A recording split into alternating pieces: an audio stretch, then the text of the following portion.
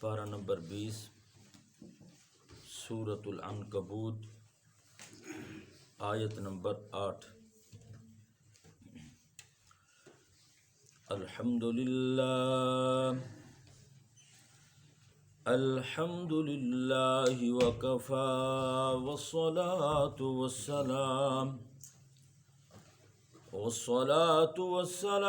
على سید الرسل وخاتم الانبیاء اما بعد فاعوذ باللہ من الشیطان الرجیم بسم اللہ الرحمن الرحیم ووصینا الانسان بوالدیہ حسنا وَإِن جَاهَدَاكَ لِتُشْرِكَ بِي مَا لَيْسَ لَكَ بِهِ عِلْمٌ فَلَا تُطِعْهُمَا إِلَيَّ مَرْجِعُكُمْ فَأُنَبِّئُكُمْ بِمَا كُنتُمْ تَعْمَلُونَ آمنت باللہ صدق اللہ العظیم۔ وَوَصَّيْنَا الْإِنسَانَ بِوَالِدَيْهِ حُسْنًا، وَوَصَّيْنَا الْإِنسان، اور ہم نے وصیت کی انسان کو، حکم کیا انسان کو، بِوَالِدَيْهِ حُسْنًا، کہ اپنے والدین کے ساتھ حسنہ، وہ اچھا برتاؤ کرے۔ وَإِن جَاهَدَاكَ لِتُشْرِكَ بِي، اگر وہ جَاهَدَاكَ لِتُشْرِكَ بِي، والدین حکم کریں اس کو کہ میری ذات کے ساتھ شریک ٹھہرا، ما لیس لک بہ علم، اس چیز کو جس کا تیرے پاس علم نہیں ہے، فلا تطعہما، تو ان دونوں کا کہنا مت مانو۔ الی مرجعکم، میری ہی طرف تمہارا لوٹ کے آنا ہے، فانبئکم بما کنتم تعملون، میں متنبع کروں گا تم کو بسبب اس کے جو تم عمل کر کے آئے ہو۔ آیت مذکورہ کا ما قبل سے ربط۔ سابقہ متصل آیت مبارکہ کے اندر یہ کہا گیا کہ والذین آمنوا وعملوا الصالحات لنکفرن عنہم سیئاتہم، کہ وہ لوگ جو ایمان لائے اور عمل صالح کیے، ہم ان کے گناہوں کو مٹا دیں گے اور ہم ان کو اعمال صالحہ سے زیادہ ان کو ہم بدلہ دیں گے۔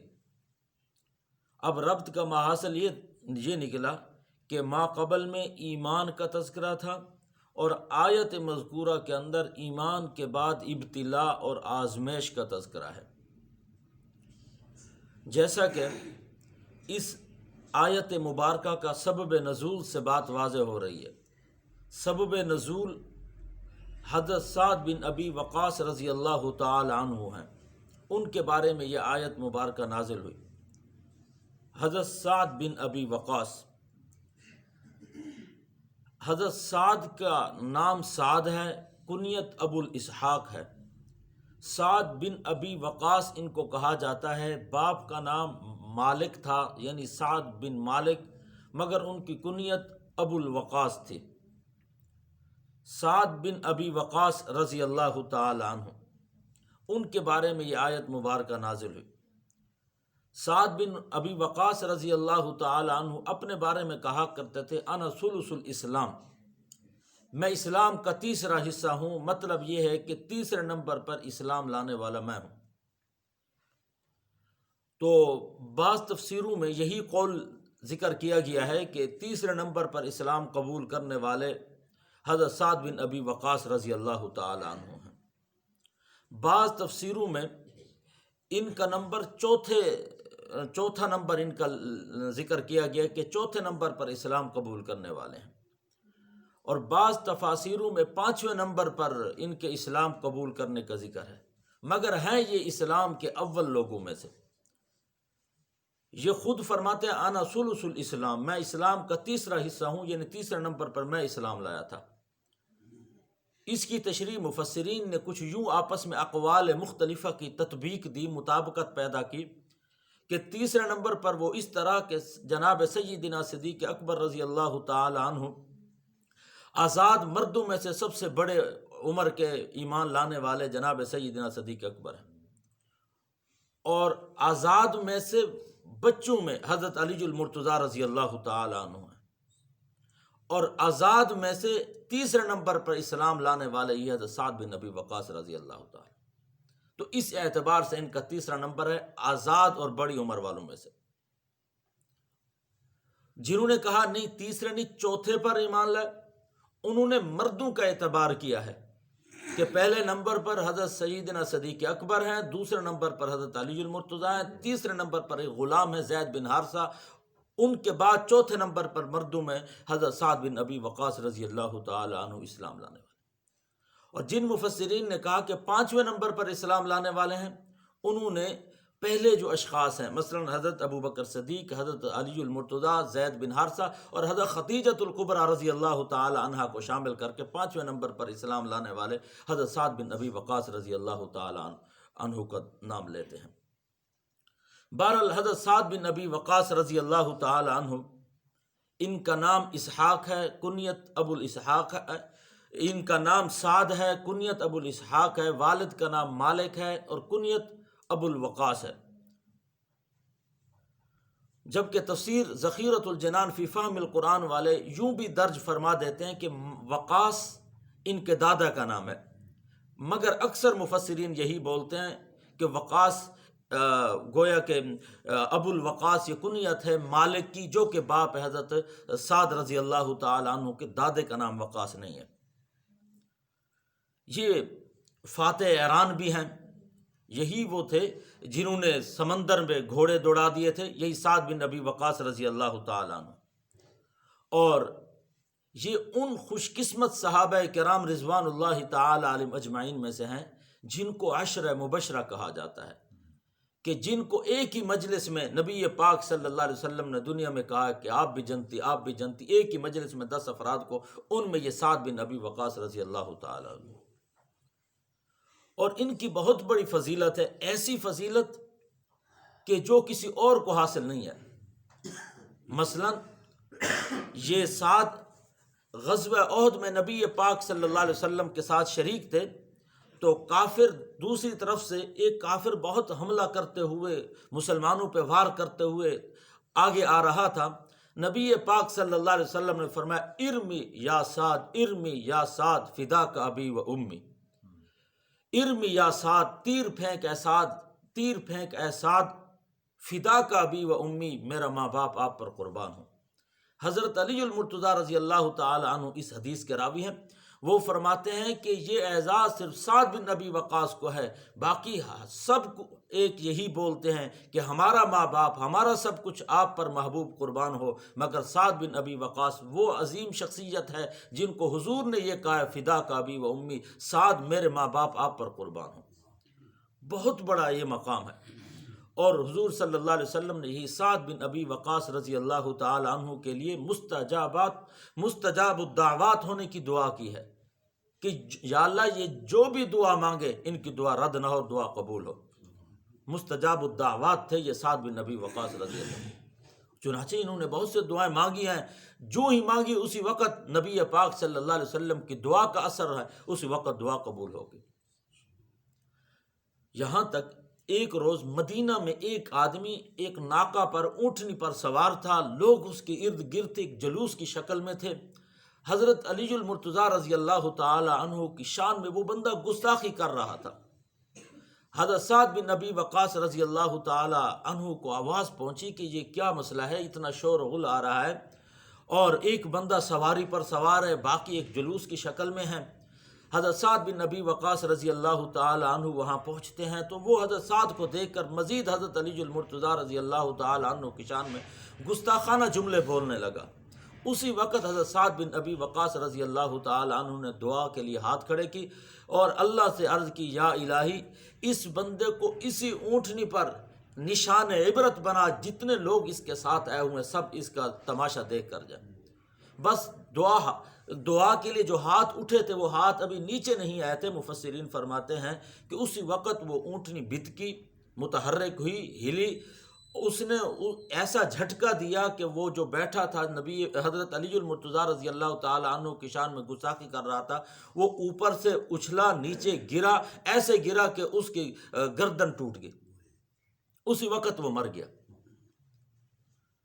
اور یہ غزوہ احد کے موقع پر ان کا ایک بھائی تھا جس کا نام تھا عتبہ بن ابی وقاص بولتے ہیں اس کو۔ اس نے نبی پاک صلی اللہ علیہ وسلم کے دندان مبارک کو شہید کیا تھا، مگر 8ویں ہجری میں وہ بھی اسلام قبول کر چکا تھا۔ 8ویں ہجری میں فتح مکہ کے موقع پر اس نے اسلام قبول کیا تھا، حضرت عتبہ رضی اللہ تعالی عنہ۔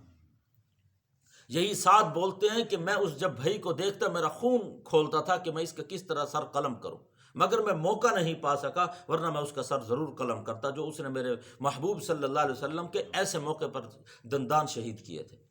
مگر اللہ تبارک و تعالیٰ کی اپنی حکمت ہے کہ اللہ نے بچائے رکھا، صحابیت کے مقام پر انہیں فیض کیا، فتح مکہ کے موقع پر کلمہ پڑھ لیا انہوں نے، حضرت عتبہ بن ابی وقاص رضی اللہ۔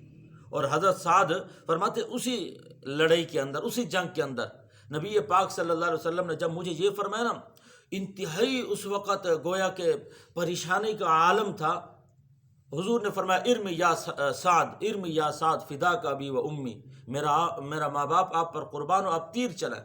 فرمایا جو کافر مسلمانوں پر حملہ کرتے ہوئے دوڑتے ہوئے آ رہا تھا، میرا تیر اس کو اس قدر لگا کہ وہ گردن کے بل گرا اور اس کے ستر بھی ننگی ہوگی، اس قدر اللہ نے اس کو دنیا میں ذلیل کیا۔ فرمایا اور نبی پاک صلی اللہ علیہ وسلم اس حالت میں اس کو دیکھ کر اتنا مسکرائے کہ آپ صلی اللہ علیہ وسلم کے دندان مبارک بھی نظر آنے لگے۔ تو یہ سعد بن ابی وقاص رضی اللہ تعالی عنہ ہیں۔ ان کی والدہ کا نام ہے حمنہ۔ یہ حمنہ بیٹی ہے ابو سفیان کی، یہ بہن ہے حضرت امیر معاویہ رضی اللہ تعالی عنہ کی، حمنہ۔ ابتداءً یہ گھرانہ گویا کہ ابو سفیان کا اسلام کے بہت مخالف تھا۔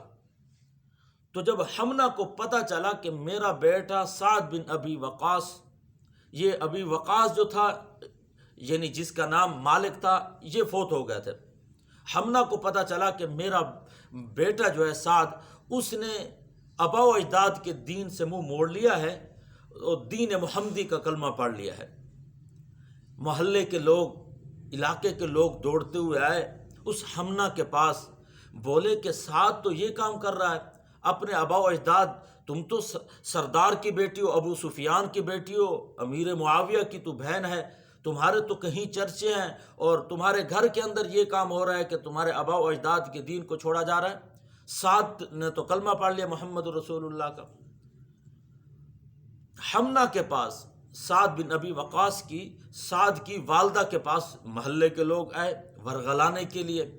حمنہ نے کہا چلو ٹھیک ہے، میں اس وقت تک نہ کھاؤں گی، نہ پیوں گی، نہ سائے کے نیچے بیٹھوں گی۔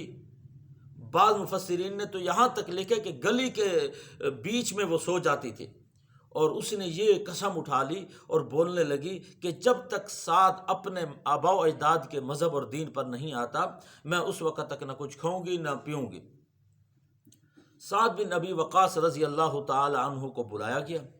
سعد بن ابی وقاص رضی اللہ تعالی عنہ نے جب یہ ماجرا دیکھا، محلے والوں کو ڈانٹا کہ شرم کرو، تمہیں شرم نہیں آتی کہ دین حق سے تم لوگوں کو روکتے ہو؟ مگر حمنہ ضد پہ اڑ گئی، بولنے لگی میں نہ کچھ کھاؤں گی نہ کچھ پیوں گی جب تک تو دین محمدی کو نہیں چھوڑے گا۔ حضرت سعد بن ابی وقاص رضی اللہ تعالی عنہ شب و روز منت سماجت کرتے، کچھ کھا لو کچھ پی لو، یہاں تک تفسیروں میں لکھا ہے کہ اس کے منہ میں اگر پانی دیا جاتا اس کو تھوک دیتی، اگر لقمہ دیا جاتا اس کو اگل دیتی، باہر نکال دیتی، اس کو چھاؤں میں رکھا جاتا وہ دھوپ پہ جا کے لیٹتی، اس کو گھر میں لے کر آتے وہ دوبارہ گلی میں لیٹ جاتی۔ لوگوں نے حضرت سعد کو بہت تانا دیا کہ تو قاتل ہے، تو قاتل ہے، جو سعد سے گزرتا حضرت سعد کو یہی تانا دیتا تھا کہ تو قاتل ہے، ماں کا قاتل ہے۔ اور عربی لوگوں کو تانا تو بالکل برداشت ہوتا نہیں تھا۔ تو حضرت سعد بن ابی وقاص رضی اللہ تعالی عنہ نے بہت منت سماجت کی، مگر وہ نہیں مانی، نہ کچھ کھاتی تھی نہ کچھ پیتی تھی۔ حضرت سعد بن ابی وقاص رضی اللہ تعالی عنہ نبی پاک صلی اللہ علیہ وسلم کی خدمت میں اور سارا ماجرا سنایا. یا رسول اللہ، بعض مفسرین فرماتے ہیں 3 دن، بعض مفسرین فرماتے ہیں 4 دن بیت گئے اس سارے قصے کو، کہ نہ کچھ کھاتی ہے نہ کچھ پیتی ہے، نہ چھاؤں میں بیٹھتی ہے، دھوپ میں بیٹھتی ہے، نہ گھر کی 4 دیواری میں بیٹھتی ہے، گلی میں لیٹتی ہے. بہت میرے لیے ایک گویا کہ عجیب سی کیفیت ہے. تو حضرت سعد بن نبی وقاص رضی اللہ تعالی عنہ نبی پاک صلی اللہ علیہ وسلم خدمت میں یہ گویا کہ اپنا مقدمہ لے کر پہنچتے ہیں. یہ ادھر پہنچتے ہیں، ادھر سے جبرائیل آ جاتے ہیں یہ آیت مبارکہ لے کر کہ وہ ان جاہداک لتشرک بی ما لیس لک بہ علم فلا تطعہما. ان کا کہنا مت مانو اگر تمہیں وہ دین اسلام چھوڑنے کا بولتے ہیں. حضرت سعد بن نبی وقاص رضی اللہ تعالی عنہ جب پہنچے تو یہ آیت پڑھ کر نبی پاک صلی اللہ علیہ وسلم نے سنائی، اور آپ صلی اللہ علیہ وسلم نے اپنا ایک فرمان گویا اس آیت کی تشریح میں یوں ارشاد فرمایا: لا طاعت لمخلوق فی معصیت الخالق، کہ کسی مخلوق کی طاعت نہیں کرنی چاہیے فی معصیت الخالق، خالق کی نافرمانی میں. اور یہ آیت بھی سنا دی کہ احساس یہ آپ کے ایمان کی پختگی کے لیے، بلکہ آپ کے ایمان کے ساتھ ابتلا اور آزمائش، اور ایمان جو کہ اصل مقصود ہے ایمان کے بعد، اس کے لیے یہ نازل ہوئی ہے. حضرت سعد بن ابی وقاص رضی اللہ تعالی عنہ انہی قدموں واپس آ گئے اور آ کر اپنی والدہ کو بولے کہ بات یہ ہے کہ آپ کے اندر ایک روح ہے، ایک جان ہے. اگر آپ کے اندر 100 روحیں ہوتی، 100 جانیں ہوتی، سعد کے سامنے ایک ایک کر کے نکلیں، سعد اس کو گوارا کر سکتا ہے کہ مگر دین محمدی کو نہیں چھوڑ سکتا. اس قدر گویا کہ ثابت قدمی انہوں نے دکھائی. تو اللہ تبارک و تعالی نے یہ آیت مبارکہ ان کے لیے شان میں نازل فرمائی. فرمایا وَوَصَّيْنَا الْإِنسَانَ بِوَالِدَيْهِ حُسْنًا، اور ہم نے وصیت کی انسان کو بِوَالِدَيْهِ حُسْنًا کہ اپنے والدین کے ساتھ وہ اچھا برتاؤ کرے. اللہ تبارک و تعالی ہر ایک کو توفیق دے. وَإِن جَاهَدَاكَ لِتُشْرِكَ بِي مَا لَيْسَ لَكَ بِهِ عِلْمٌ، وَإِن جَاهَدَاكَ، ہاں اگر وہ تمہیں حکم کرے اس بات کا لِتُشْرِكَ بِي کہ میری ذات کے ساتھ کسی کو شریک ٹھہرائے. تفسیر معالم العرفان فی دروس القرآن اور تفسیر انوار البیان فی کشف اسرار القرآن معالم التنزیل میں متعدد تشریحات اس بات کی کہ کیا صرف شرک پر اگر وہ نہیں، فرمائے کہ ہر وہ حکم جو دین کے خلاف ہو. آج کل والدین خود بولتے ہیں بیٹا داڑھی کٹوا کے آؤ، بیٹا اس طرح کا لباس پہنو، بیٹا جی داڑھی کٹواؤ، یہ آپ کے منہ پہ خوبصورت نہیں لگ رہی. اس طرح کے اقوال شرکیہ اور اعمال جو کفر کے بندے کو قریب کر دیتی ہیں. یہاں تک لکھا ہے کہ اگر کوئی بندہ داڑھی کٹوا کر شیشے پہ آ کر یہ دیکھتے کہ اب میں خوبصورت ہو گیا ہوں، وہ دائرہ اسلام سے خارج ہے.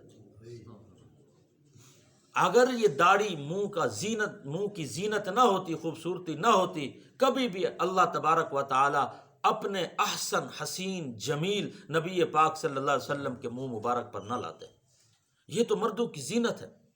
بہرحال فرمایا وَإِن جَاهَدَاكَ لِتُشْرِكَ بِي مَا لَيْسَ لَكَ بِهِ عِلْمٌ، فرمایا کہ اگر وہ تمہیں حکم دے اس بات کا کہ میری ذات کے ساتھ کسی کو شریک کرو، مَا لَيْسَ لَكَ بِعِلْمٌ، جس کا تیرے پاس کوئی علم نہیں ہے، فَلَا تُطِعْهُمَا، تو ان دونوں کا بھی کہنا مت مانو. اِلَيَّ مَرْجِعُكُمْ فَأُنَبِّئُكُمْ بِمَا كُنْتُمْ تَعْمَلُونَ، میری ہی طرف تم سب کو لوٹنا ہے.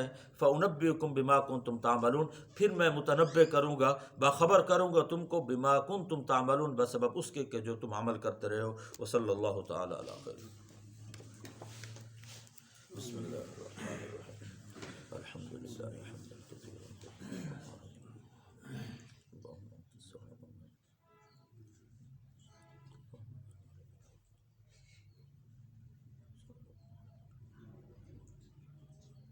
برحمتک یا ارحم الراحمین.